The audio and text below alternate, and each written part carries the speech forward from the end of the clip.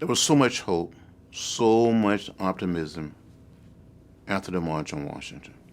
When people left, as Dr. King suggested, we went back home, back to the heart of the Deep South.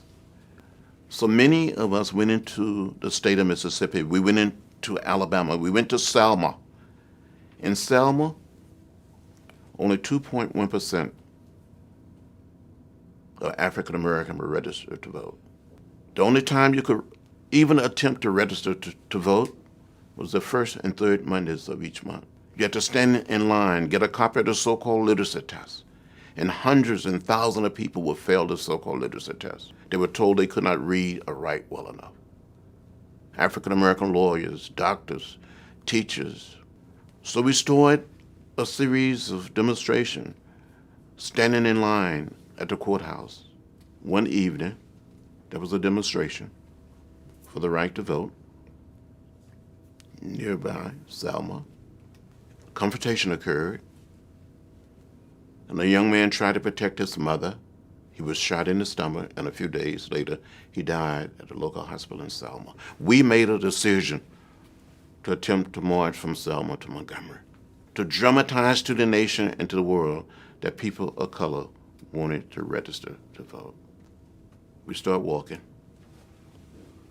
I was one of the leaders of that effort. I was wearing a backpack before it became fashionable to wear backpacks. In this backpack, I had 2 books. I thought we were going to be arrested and that we were going to go to jail, so I wanted to have something to read in jail. I wanted to have something to eat in that backpack. I had an apple and I had an orange. Since I thought we were going to be arrested and go to jail, and I'd be in jail with my friends, my colleagues, and neighbors, I wanted to be able to brush my teeth. I had toothpaste and toothbrush. We get to the highest point on the Edmund Pettus Bridge. Down below, we saw a sea of blue, Alabama state troopers. And we continued to walk. We came within hearing distance of the state troopers. And a man spoke up and said, "I'm Major John Cloud of the Alabama State Troopers.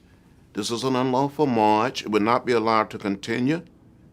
I give you 3 minutes to disperse and return to your homes or to your church." And a young man walking beside me by the name of Jose William from Dr. King's organization said, "Major, give us a moment to kneel and pray before we can pass word back for people to kneel and pray." The major said, "Troopers advance." And you saw these men putting on their gas masks.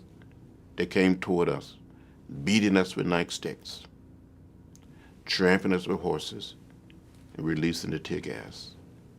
Was hit in the head by a state trooper with a nightstick. My legs went from under me. I thought I saw death. I thought I was going to die. I thought it was the last nonviolent protest for me. I don't recall how I made it back across that bridge, across the Alabama River, through the streets of Selma, back to that little church. But I do recall being back at the church. It's full to capacity. More than 2,000 people on the outside trying to get in to protest what had happened.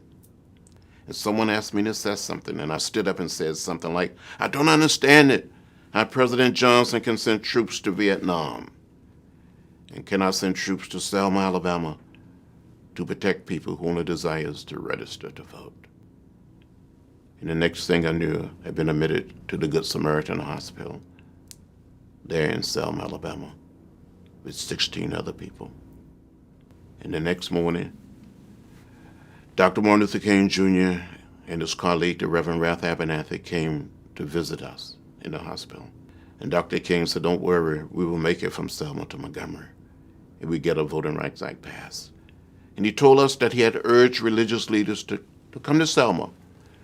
So on Tuesday, March 9th, more than 1,000 ministers, priests, rabbis, and nuns came to Selma, and they marched to the point where we had been beaten 2 days earlier. That Tuesday night, one of the young ministers, we went out with 2 others to find something to eat, and on the way back from the little restaurant, They were attacked by members of the Klan. This young minister, James Reeb, was from Boston. He was so severely beaten, he was taken to a hospital in Birmingham, Alabama, where he died 2 days later.